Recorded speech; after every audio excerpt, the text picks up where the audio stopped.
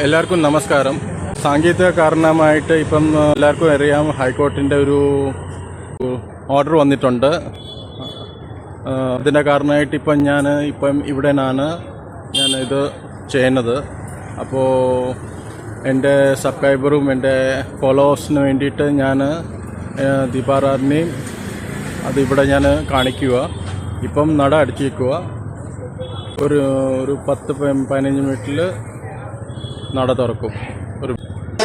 നടപ്പുരകളിൽ videography നിരോധിച്ചിരിക്കുന്ന വിവരം എല്ലാ ഭക്തജനങ്ങളെയും അറിയിച്ചുകൊള്ളുന്നു. ഹൈക്കോടതി ഉത്തരവ് ലംഘിക്കുന്നതിനെതിരെ ഇപ്പം നിങ്ങൾ കേട്ട് കാണും. ഗുരുവായൂർ ദേവസ്വത്തിൻ്റെ അനൗൺസ്മെൻ്റാണ് ഇത്. നട തുറന്ന് കേട്ടോ.